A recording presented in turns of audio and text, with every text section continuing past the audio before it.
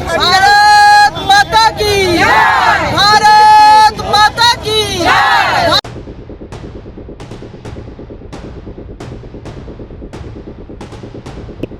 नारी शक्ति बंधन अधिनियम नतियै पार्लियामेंट मंत्रीबक्रक नरेंद्र मोदी क साखा ताई आबो बंधन अधिनियम नि बिसिंति तामो तामो एम्पावरमेंट फाइजाक नाय तामो ngै एम्पावरमेंट नां कग्रनो तेरै सामानि बागै दिनै 16 तारिख बाय 17 तारिख 18 तारिख नखा सालथाम कुचुक पार्लियामेंट कक साजाक नाय Aboni bagino kok ti sama bai Menteri Bokrok Narendra Modi no hambaya phari tini himbotok khlailekha Tripura Pradesh Mahila Morcha borok Parliament beri rokno 33% ni sep rei remani a samungno hambaya phari no o himbotok ni sai khanarkha beri rokno empowerment khai tong hnoi Menteri Bokrok Narendra Modi na hamjakai tui phangno tongkha Assembly ni sisa phangje kolani saharai tai tongkha BJP Pradesh Mahila Morcha ni tangkra adong je tai tongbaikha joto kochuk berem ni asuk hemanjak adong je thuro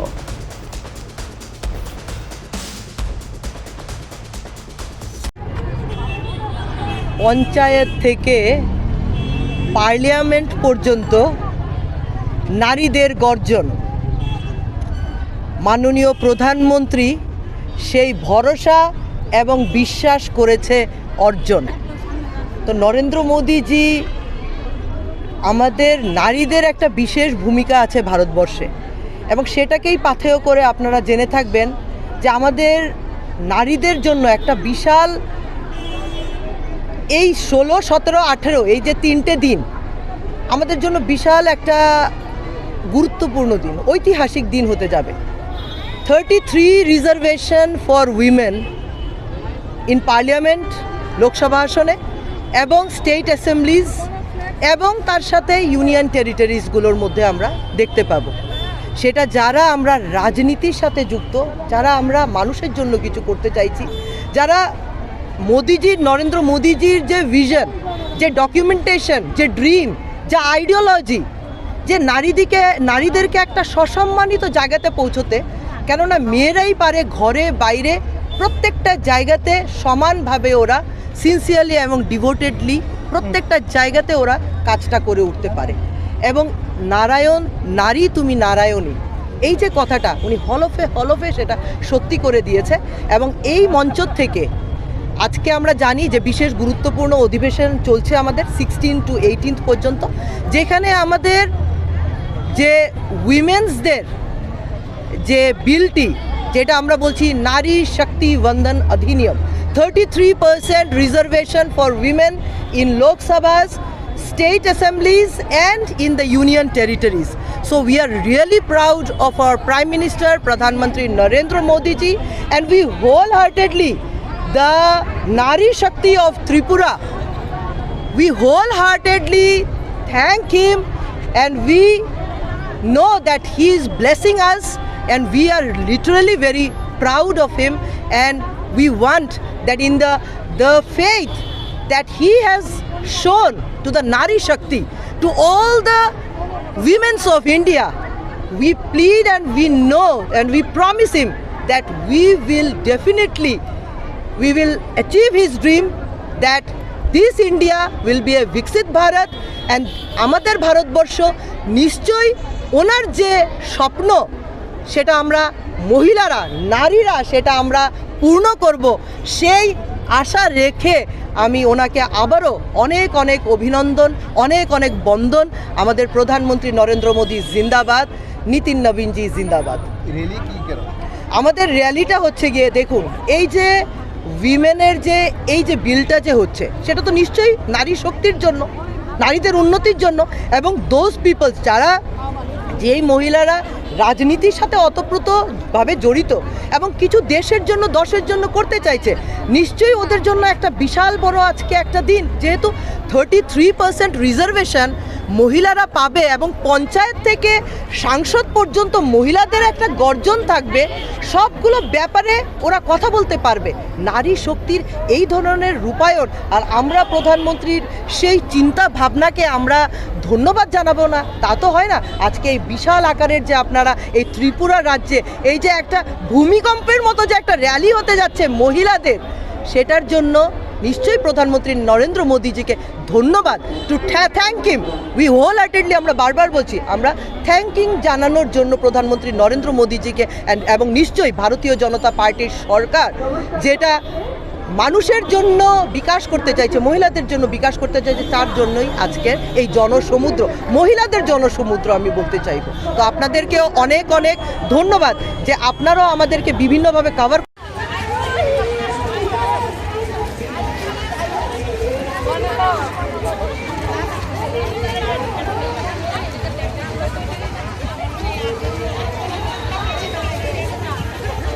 দেখুন, আজকে নারী শক্তি বন্ধন অধিনিয়ম নিয়ে দেশের মাননীয় প্রধানমন্ত্রী নরেন্দ্র মোদীজি সংসদে বিস্তর আলোচনা করছেন। 16, 17, 18 এই অনুষ্ঠান সংসদের উচ্চকক্ষে এবং নিম্নকক্ষে চলতে থাকবে। নারী শক্তি বন্ধন অধিনিয়মের মাধ্যমে দেশের প্রধানমন্ত্রী মাননীয় নরেন্দ্র মোদীজি চাইছেন দেশের 33% মহিলাকে আইনের আওতায় এনে তাদেরকে সংরক্ষণ দিয়ে রাজনীতিতে তাদেরকে স্বীকৃতি দেওয়া, অর্থাৎ সংসদের উচ্চকক্ষে, লোকসভায় এবং রাজ্য বিধানসভাগুলিতে 33% আসন সংরক্ষণ করে মহিলাদেরকে রাজনৈতিকভাবে প্রতিনিধিত্ব করার সুযোগ দেওয়ার জন্য এই নারী শক্তি বন্ধন অধিনিয়ম, এই বিলটি তিনি আবার লোকসভায় এবং রাজ্যসভায় আজকে চর্চা করছেন। এই আইনের মাধ্যমে দেশের 33% মহিলা তাতে রাজনৈতিকভাবে সুযোগ পাবেন প্রতিনিধিত্ব করার। দেশ এগিয়ে যাচ্ছে নরেন্দ্র মোদীজির নেতৃত্বে। তিনি বিশ্বাস করেন যে এই দেশের নারীদেরকে পেছনে ফেলে কোনোভাবে দেশকে বিকশিত ভারত করা যাবে না। তাই তিনি এই আইনের উপর, এই বিলের উপর অত্যন্ত জোর দিয়েছেন। যেভাবে আমাদের ত্রিস্তর পঞ্চায়েতে এবং নগর পঞ্চায়েতে এবং মিউনিসিপ্যালিটিতে মহিলাদেরকে 50% রিজার্ভেশন প্রায় দেওয়া হয়েছে এবং মহিলারা যেভাবে কাজ করছেন,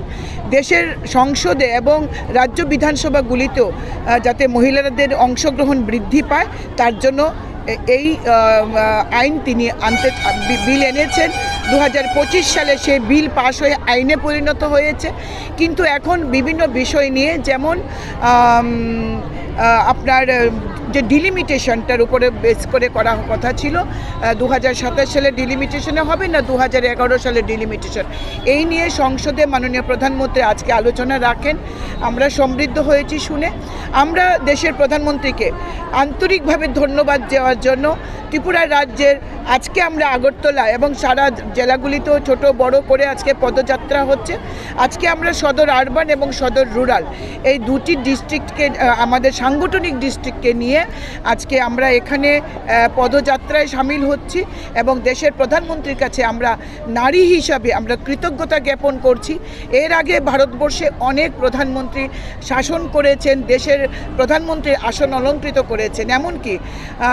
ভারতবর্ষের যিনি মহিলা প্রধানমন্ত্রী ছিলেন শ্রীমতী ইন্দিরা গান্ধীজি, তার সময়ও কিন্তু মহিলা সংরক্ষণ বিল পাশ হয়নি।